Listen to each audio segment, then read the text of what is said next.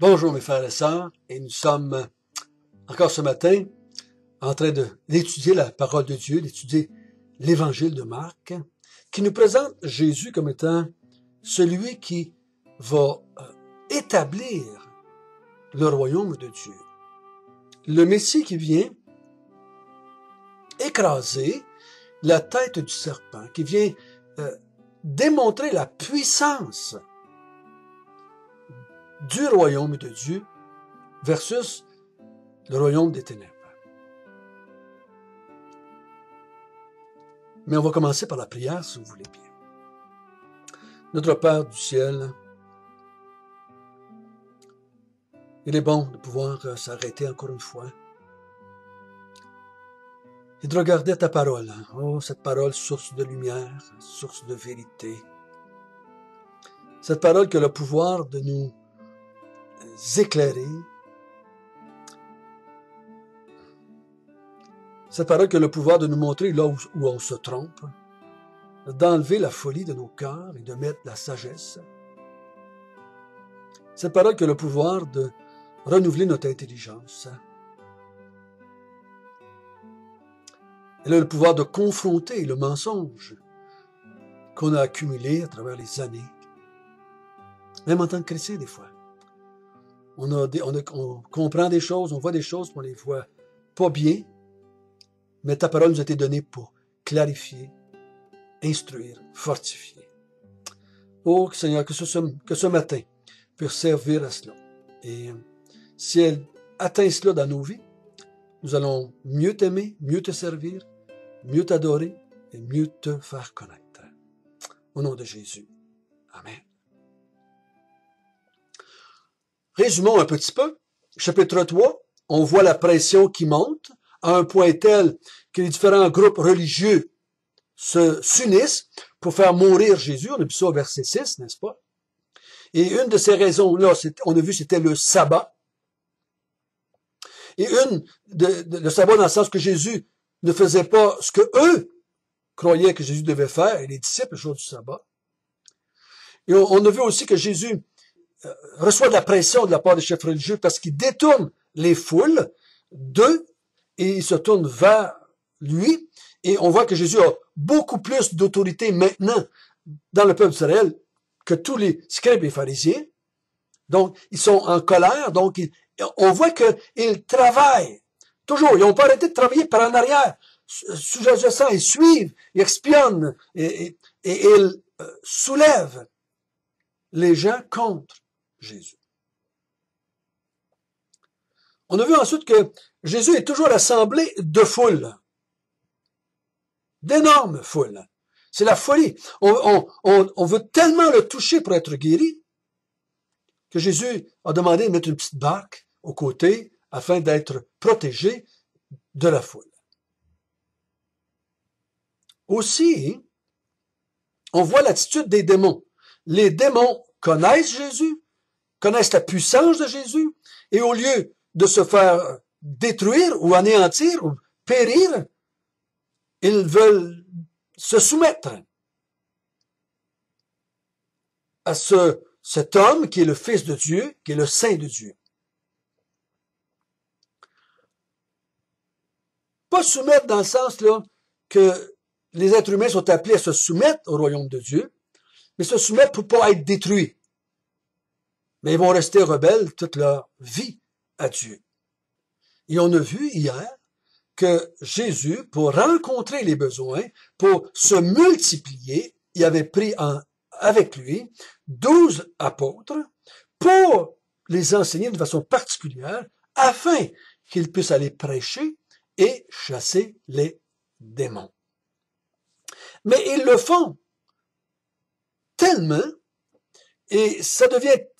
On a de la misère, là. On a de la misère, nous autres, à visualiser ce qui s'est passé là. Nous avons vu hier des foules de tout le pays d'Israël, du nord jusqu'au sud, de l'est jusqu'à l'ouest, de tous les territoires du pays d'Israël. On s'est envenus et on suivait Jésus. Et ça a fait un chaos total dans le peuple d'Israël. On a de la misère à concevoir tout ce qui pouvait se passer. Imaginez-vous des foules de 10, de 15, de 20 000 personnes qui se déplacent et qui suivent Jésus. C'est la frénésie totale. Totale. Et le texte qui nous montre, que nous allons lire ce matin, nous démontre encore une fois cet engouement qu'il y avait dans la foule pour Jésus. Imaginez-vous si nous avions vécu à ce temps-là et que vous étiez des malades, vraiment affectés, ou que vous avez un enfant qui est aveugle, qui est paralytique, qui est sur le point de la mort. Ne feriez-vous pas la même chose? Bien sûr qu'on ferait la même chose. On se serait garoché là avec notre enfant qui ne peut pas marcher, qui ne peut pas voir, qui est sourd et muet. On aurait foncé, on serait dépêché à aller là le plus tôt possible pour être le plus proche de Jésus, afin d'avoir une chance qu'il guérisse notre enfant, ou notre femme, ou notre mari, ou notre père, notre mère. Donc, après avoir choisi ces 12, nous allons voir ce qui arrive au verset 20 du chapitre 3. Jésus et ses disciples, ils se rendirent à la maison. Et la foule s'assembla de nouveau, en sorte qu'ils ne pouvaient même pas prendre leur repas. Les parents de Jésus, ayant appris ce qui se passait, vinrent pour se saisir de lui, car ils disaient, il est hors de sens. Dépendamment de la traduction de la Bible que vous avez, ce texte-là peut être traduit différemment au verset 21. Tout le monde a à peu près la même chose au verset 20. Donc, le verset 20, les disciples qui ont été choisis viennent avec Jésus. Est-ce que c'est les saints, comme j'ai dit hier, un chiffre fictif, qui viennent avec Jésus, qui suivent Jésus, qui ont été choisis sur la montagne, ou c'est juste les 12? Peu importe. Ils s'en viennent et ils vont jusqu'à la maison de Pierre et André, qu'on pense, à Capernaum. Ils viennent à la maison et aussitôt qu'ils arrivent à la maison, la foule s'assemble de nouveau. Encore une fois, c'est par milliers qu'on s'en vient vers Jésus. C'est vraiment la frénésie, c'est vraiment le chaos qui se passe là. Jésus, comment je dirais, dérange les coutumes des villes où il passe. Et c'est tellement fort ce qu'ils font, c'est tellement accablant qu'ils n'ont même pas le temps de manger. C'est la base. Si tu manges pas, tu crèves. Tu peux dire, ils n'ont pas le temps de jouer, ils n'ont pas le temps de se reposer, ils n'ont pas le temps de regarder la TV. Il y a des petites choses que si tu n'as pas le temps, tu peux vivre avec ça. Mais quand tu es rendu, tu n'as pas le temps de manger, tu es rendu au bout, là. Ça veut dire que c'était tellement fort ce que les foules imposaient à Jésus et aux disciples. C'était tellement accablant ce que les foules imposaient à Jésus. Et là, le verset 21, là, c'est là qu'arrivent les différentes interprétations. Les parents de Jésus, ayant appris ce qu'il se passait, vinrent pour se saisir de lui, car il disait, il est hors de sens. Le mot « les parents de Jésus » ici, il y a des Bibles qui traduisent les amis de Jésus, les proches de Jésus, la parenté de Jésus, ceux qui se... Il y a différentes traductions, là. Qui sont ces gens qui ont appris ce qui se passait? Qui sont ces gens? C'est certainement pas ceux qui étaient les 12, les proches de Jésus, dans le sens, les proches dans ses disciples, parce qu'ils étaient avec lui. Mais il y a des gens qui ont entendu parler de ce qui se passait et qui veulent venir et le saisir, le prendre et l'enlever à la foule. Qui sont ses parents? Bon, il y a une partie des commentateurs qui disent que c'est des amis, des proches, des gens qui connaissaient Jésus, qui veulent le sauver, on pourrait dire, l'empêcher d'être anéanti par la foule, pour son bien-être. Mais là, ça donne des petits problèmes d'interprétation parce que pourquoi est-ce qu'ils ont besoin de dire qu'il est hors de sens? Et là, le mot, là, c'est pas juste que Jésus a un petit peu de misère, il a perdu les pédales. Non, ça va plus fort que ça. Il y a même des gens des interprètes qui disent que démoniaque, il y aurait des problèmes, là. Le terme est fort. Il est devenu fou. Il est devenu fou. Ce terme est employé pour Paul ailleurs, qui est pas très, très élogieux. Est-ce que les parents de Jésus du verset 21, c'est les mêmes parents que le verset 31? Sa mère et ses frères. Personnellement, je crois que oui. Et là, la plupart des gens, ils ont beaucoup de misère à mettre Marie dans les parents au verset 21. Ah, il y en a qui n'ont pas de misère à mettre les frères de Jésus, parce que les frères de Jésus n'étaient pas encore des croyants, puis on voit qu'il y avait un peu de jalousie, mais pourquoi est-ce qu'ils s'en mêleraient si ils l'aiment pas? Ici, Marie et les frères de Jésus viennent. Je crois qu'ils viennent, ils ont appris ça, sont pas là, sont pas proches de Jésus, sont peut-être encore à Nazareth, mais ils viennent parce qu'ils ont entendu dire ce qui se passait, ce qui arrivait, et ils veulent le prendre et l'enlever pour le sauver de lui-même, parce qu'elle croit que c'est trop. Ce qui arrive, ce qui se passe, ce qu'il vit, il croit qu'il est devenu, il est plus capable de contrôler la situation. Et qui est devenu, qui a de la difficulté, là. Peu importe, le sens semble vouloir dire qu'ils sont vraiment aux côtés de la coche. Que Jésus est au côté de la coche, qui est devenu, qui a perdu la boule. Et là, on a de la misère à penser que Marie pouvait penser ça. C'est tellement rentré fort dans notre tête que ça se peut pas que Marie. Les frères de Jésus, oui, mais Marie, non. Donc, c'est sûr qu'il y en a qui traduisent la parenté, les proches, les amis. Mais moi, je crois, à cause que Marc revient au verset 31, là, sa mère, après, ils s'en viennent pour le faire, et là, il arrive au verset 31. Je crois que si on enlevait le passage de 22 à 30, on n'aurait pas... Tout le monde dirait, c'est la mère de Jésus et ses frères qui sont rendus là.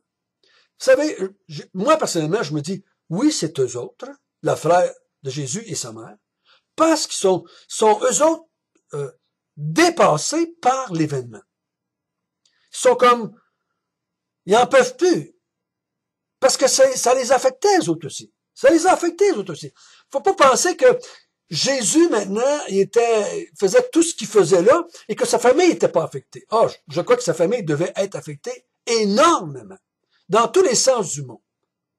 Affectée par la pression que ça mettait sur eux autres, le dérangement que ça pouvait les amener, la difficulté que ça venait les amener. Et je crois que les chefs religieux pouvaient mettre de la difficulté sur les autres. Les rabbins, les scribes, les pharisiens qui étaient dans leur synagogue, je sais qu'ils ont été probablement persécutés, eux autres aussi, à cause de cela. Je ne suis pas surpris que pour eux autres, ça va trop loin. Pour eux autres, ça va trop loin et Jésus est devenu accablé, il est devenu dépassé par l'événement. Il a perdu sa capacité. Là. Il faut le retirer de là, il faut l'enlever de là pour son bien-être.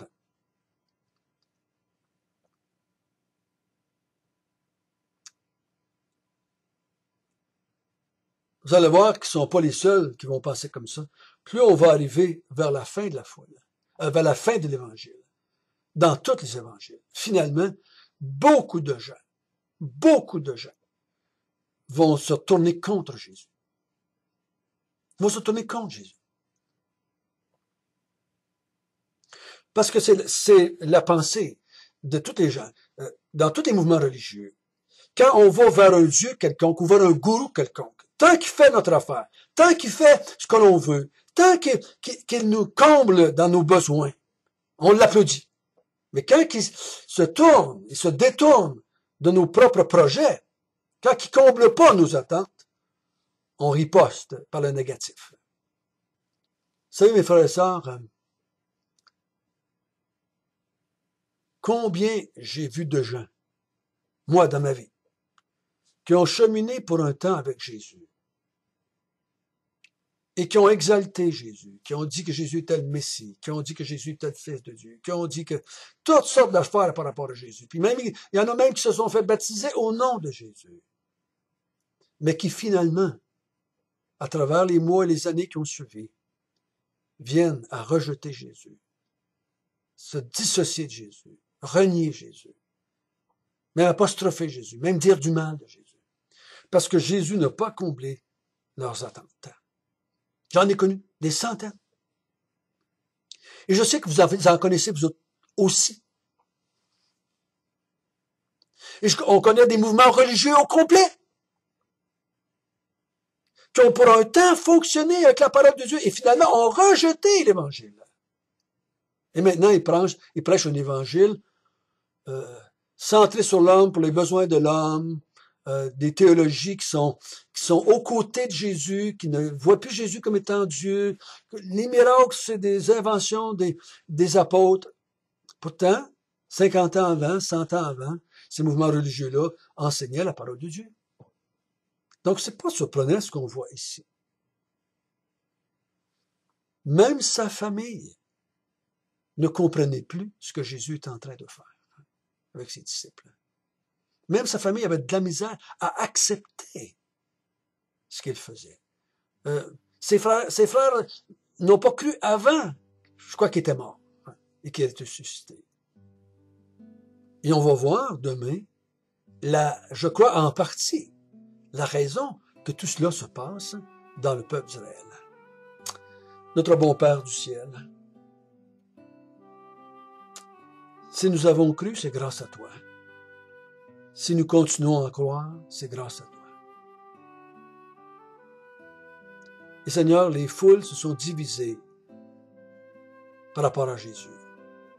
Des multitudes vont finir par dire, c'est un fou, c'est un démoniaque, c'est un serviteur de Béelzébul. Une autre partie de la foule, bien plus petite celle-là, va dire, c'était le Fils de Dieu, c'était Dieu fait chair. Et nous croyons en lui. Seigneur, merci. Merci de nous avoir gardés fidèles jusqu'à ce jour. Nous te glorifions, nous t'exaltons. Au nom de Jésus. Amen.